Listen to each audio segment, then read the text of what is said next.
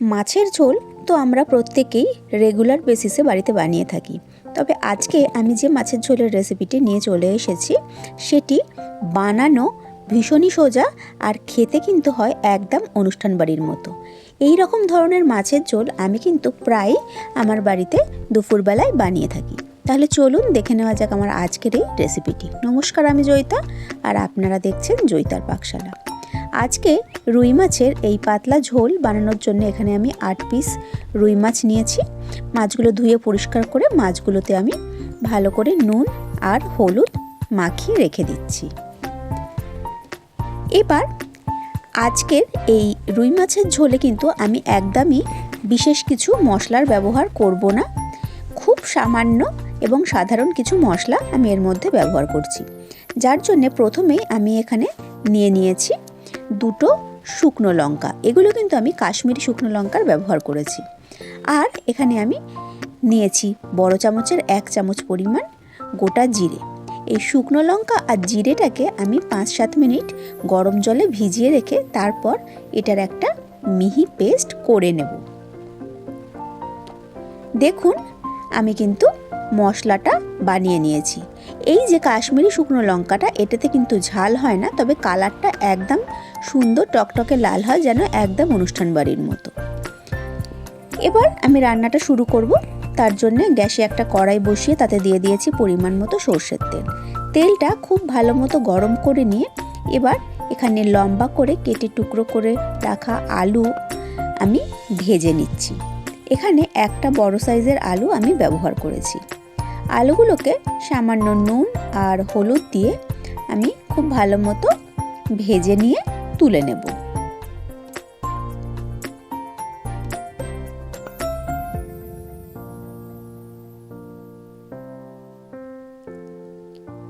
আলুগুলো দেখুন বেশ সুন্দর গোল্ডেন করে ভাজা হয়ে গেছে। এবার এই সমস্ত আলুগুলোকে আমি তেলের থেকে তুলে নিচ্ছি।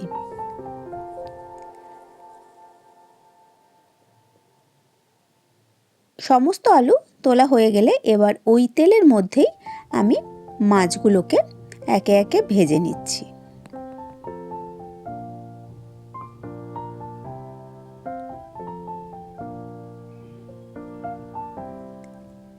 দেখুন মাছগুলোও কিন্তু বেশ সুন্দর ভাজা হয়ে গেছে। এবার মাছগুলোকে আমি তেলের থেকে তুলে নিয়েছি। এবার মাছ ভাজা যে তেলটা ছিল সেই তেলের মধ্যে আমি দিয়ে দিয়েছি কিছুটা পরিমাণ বড়ি। এই বড়িগুলো আমার বাড়িতে তৈরি করা বিউলির ডালের বড়ি। বড়িগুলো দিয়েও আমি বড়িগুলোকে একটু লাল করে ভেজে নিয়ে তুলে নিলাম। এবার আমি কড়াইতে আরও 1 চামচ পরিমাণ তেল অ্যাড করে দিয়েছি। তেলটা ভালো করে গরম করে নিয়ে আমি এর মধ্যে যে মশলাটা বেটে নিয়েছিলাম সেই মশলাটা এর মধ্যে দিয়ে দিয়েছি। মশলাটা দিয়ে আমি গ্যাসের ফ্লেমটাকে একদম লোতে রেখে মশলাটাকে একটু কষিয়ে নিচ্ছি।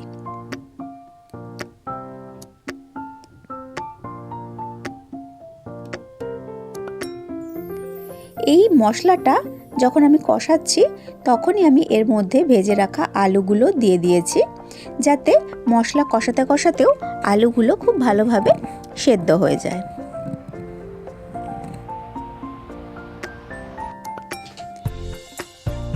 আর এই স্টেজে আমি এর মধ্যে দিয়ে দিয়েছি পরিমাণ মতো নুন আর দিয়েছি হলুদ। সমস্ত কিছু দিয়ে আমি মশলাটাকে খুব ভালো করে লো ফ্লেমে কষিয়ে নিচ্ছি, যতক্ষণ না মশলাটা থেকে তেল রিলিজ করে যায়। আর মশলাটা যাতে লেগে না যায় সেই জন্যে আমি মিক্সার গ্রাইন্ডারের বাটিটা ধুয়ে এখানে সামান্য পরিমাণ জল অ্যাড করে দিয়েছি।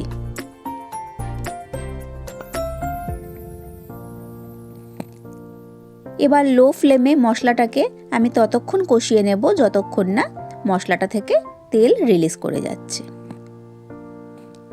দেখুন মশলাটা কিন্তু খুব ভালোভাবে কষানো হয়ে গেছে, সাইড দিয়ে সুন্দরভাবে তেল বেরিয়ে এসছে। এবার আমি এর মধ্যে দিয়ে দেব পরিমাণ মতো জল। এখানে ঝোল যতটা রাখবেন মনে করবেন সেই অনুপাতে ঝোলের জন্যে জল দিয়ে দেবেন। জলটা দিয়ে এবার আমি এর মধ্যে দিয়ে দিচ্ছি ভেজে রাখা বড়িগুলো দিয়ে আমি খুব ভালো করে ঝোলটাকে ফুটতে দিচ্ছি।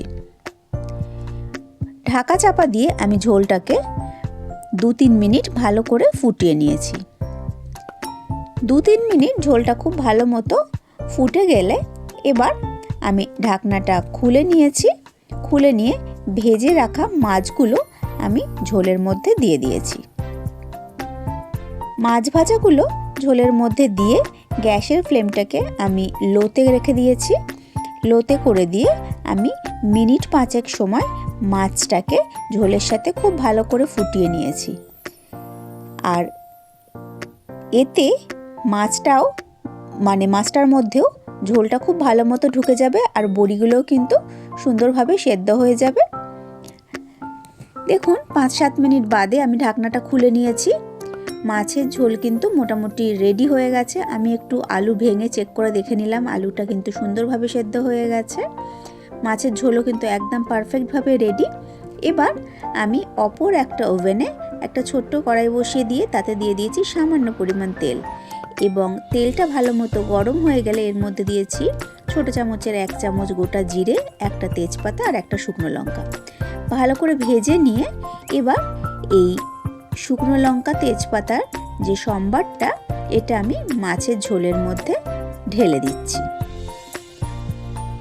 মাছের ঝোলের মধ্যে এই সম্বারটা দিয়ে আমি খুব ভালো করে ঝোলটাকে আরও একবার মিশিয়ে নিয়ে 30-40 সেকেন্ড একটু ফুটিয়ে নিয়েছি।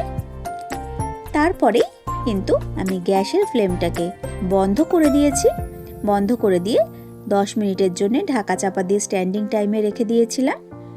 10 মিনিট বাদে এই গরম গরম মাছের ঝোল আমি পরিবেশন করে দিয়েছি। তাহলে দেখতেই পেলেন যে কত সহজে আমি বানিয়ে ফেললাম এই অসাধারণ স্বাদের মাছের ঝোলটি। এটি দেখতে হয় একদম বিয়েবাড়ির মতো, আর খেতেও কিন্তু হয় একদম বিয়েবাড়ির সকালে যে এরকম মাছের ঝোল আমরা খেয়ে থাকি সাধারণত, ঠিক সেই রকম। তাহলে আজকের আমার এই রেসিপি আপনাদের কেমন লাগলো অবশ্যই কিন্তু কমেন্ট করে জানাবেন। আমি আবার হাজির হয়ে যাব কোনো নতুন রেসিপি নিয়ে নেক্সট এপিসোডে। ভালো থাকবেন, সুস্থ থাকবেন। আর আপনারা দেখছিলেন জয়িতার পাকশালা। ধন্যবাদ।